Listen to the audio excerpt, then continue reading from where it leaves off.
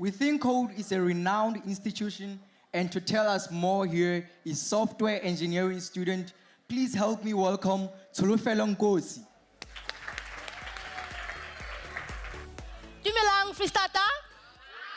No, guys, I travel all the way from Gauteng, woke up at 4 to come greet you. Dumelang, Fristata? How is everybody? All right, my name is Tsholofelo Nkosi, a young girl from Tembisa, born and bred in Gauteng. I'm very passionate about technology and what it has an impact. I grew up in a very, very tough conditions where I lost my parents at a very young age. But with perseverance and hard work, I pursued and I thrived through it all. Through academic excellence, making sure that I get my grades, making sure that I get the bursaries that I needed, I make sure that I pull through. You know, as a young person, you have a vision for yourself. You are like, okay, I'm gonna be in matric, I'm gonna go, and I'm actually gonna do the best, get out of the hood, help my family, and be a better person. And then clicks the realities of the life in South Africa as a young person, especially as a young black woman. Now you are facing challenges of unemployment. You are this young bride in prison, but you are now stuck in situations where there are no jobs in the country. You are looking for jobs. You are going to this dark place and not knowing what to do with your life because you're just like, what's going on? I followed the procedure. I went to career expos. I learned everything. I applied. I listened to my teachers. But now you're here with the reality of what's happening in South Africa. Now, ladies and gentlemen, it's no hope or not hope that is lost because there are greater opportunities that are there. I was fortunate enough to be introduced to an institution called the We Think Code. The We Think Code is an institution in South Africa that takes students between the ages of 17 and 35 and helps them learn how to solve the program. But you know what? Exciting about it. Not only solve the programming, but you actually learn for free. You learn for free. Someone actually invests into you to actually go and learn. Grade 12, since you guys are here, this is an opportunity for you to actually ask me questions about it. What is it about? If you're interested in a career in tech, ask me, I'll be here around. So this institution, not only that it supports you academically and technically, but also it supports you in a holistic way. In such a way that when you are studying and a student, you get assistance with your traveling fees and food. So you know what it means. Tsholofelo like me and you who's also living in the townships, who's raised by parents who are not present or maybe with guidance who are not working.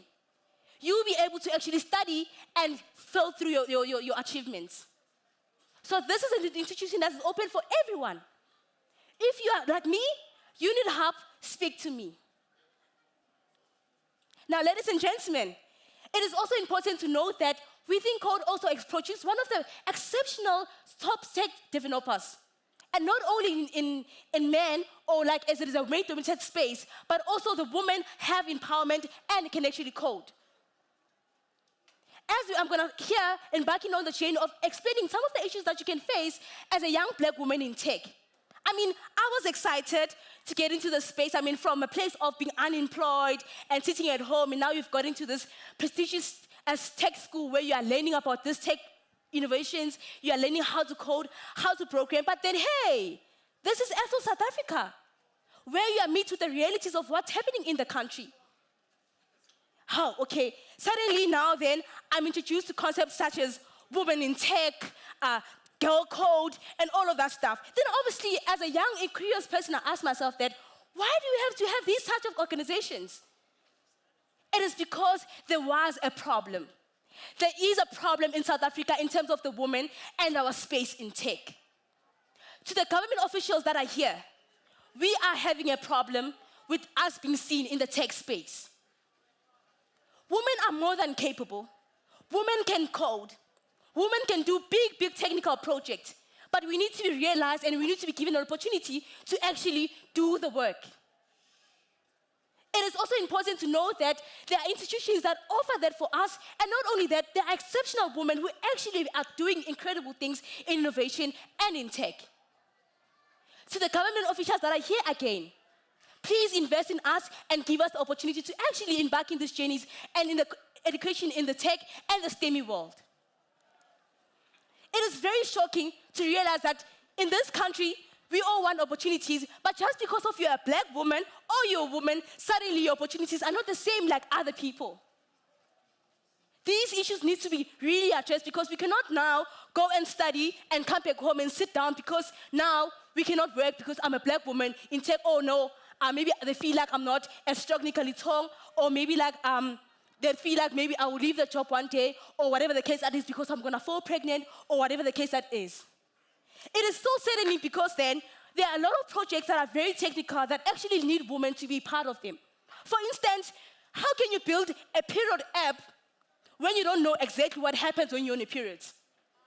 All your information that you're getting is from just database, from online, where else if you hire women to actually solve these issues that are actually related to women's problems, we will be better candidates to actually solve these problems.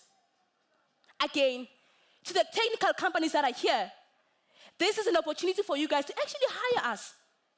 We are very capable, and also a diverse tech space increase innovations, and also we solve a lot of problems.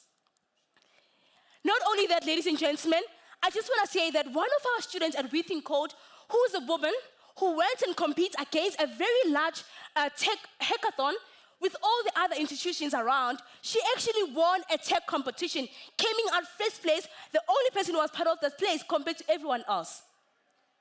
This shows that women are capable.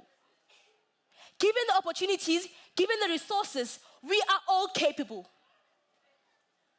Ladies and gentlemen, we need space, we need to take it up space. And also not only that, the people who are in charge of hiring, you guys also need to look into the way and the structure that you are hiring people. Because it's always about, oh, you need to get a 90% in maths.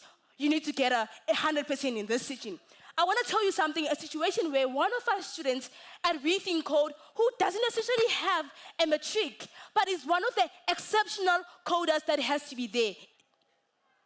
I think this is also an opportunity for the Department of Education. The MEC was here to actually listen to, maybe look into restructuring our curriculum, because clearly, if you've got people who don't have matric, but they're exceptional coders, what does it have to say about our system? Not long ago, I was actually helping my younger sister with the LO homework.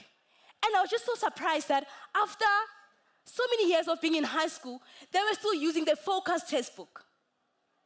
It's a problem.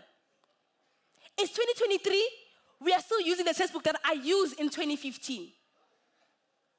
How is then are we advancing in the education sector in actually promoting these STEM careers that we are speaking about today?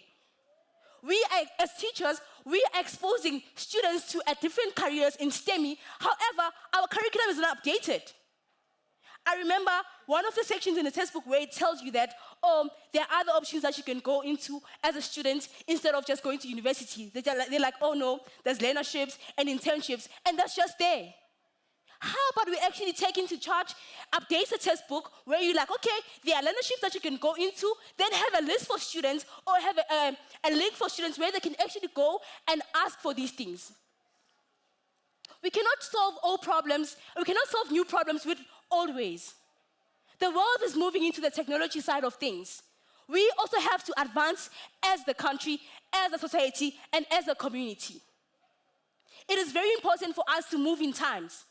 And not only that, speaking for the people who are underprivileged, who is coming from a school that's also underprivileged, it means that where else the world is moving in the fourth industrial revolution, we are still behind.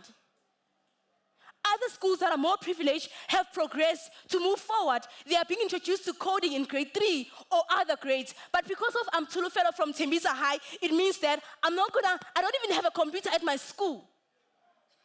Or somehow someone does not even know how to actually switch it on. How then are we speaking about fourth industrial revolution in South Africa, where some sectors, there's a huge gap between the inequalities that are still present in the country?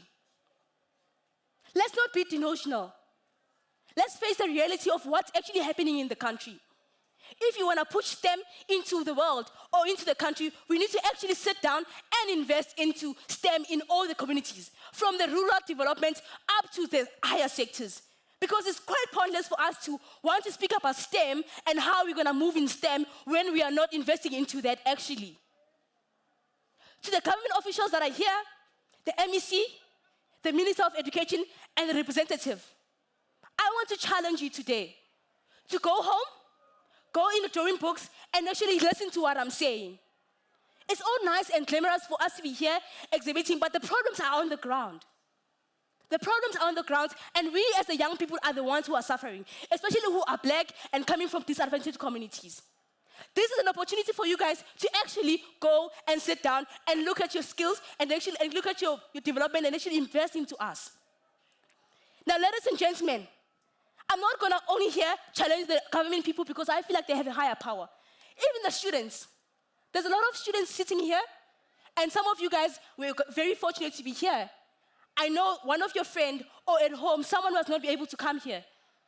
I want you to take this information that you are learning from here, from all the expos that you've been exposed to, all the pamphlets that you got, share with other people. Go there, share, impact knowledge, and actually speak about it. And to the teachers who are here, it is in your hands, unfortunately. I know sometimes the education system might not be on your side. However, you are in charge, and we are blessed that you are the ones who are imparting knowledge. Please spread the word. STEM is very important. The world is moving in tech.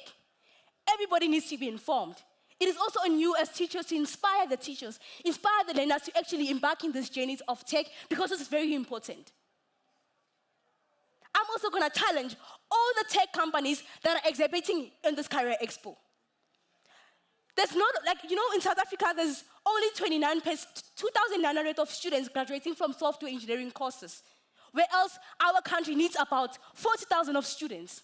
And they complain, oh no, there isn't enough tech people in the country, there isn't a lot of people to solve our problems.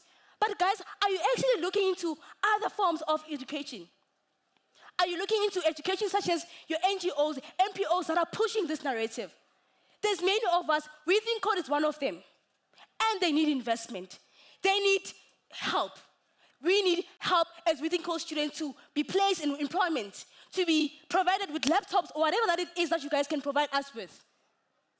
You cannot now complain about the problem where solutions are there, but you're not looking into them because of you believe in the traditional ways of doing things. Ladies and gentlemen, as I stand here, I believe that everything that I've shared with you guys will go home, reflect, and see how we're going to work about it, because it's very important that we actually look into these problems. It's nice that we're all here, but we are facing a bigger issue as a government. We are facing a bigger issue as a black community. We are facing a bigger issue as a disadvantaged communities. To the government officials again, I hope you guys are going to go home, reflect on the situation, and actually bring out possible solutions. Now, ladies and gentlemen, I thank you.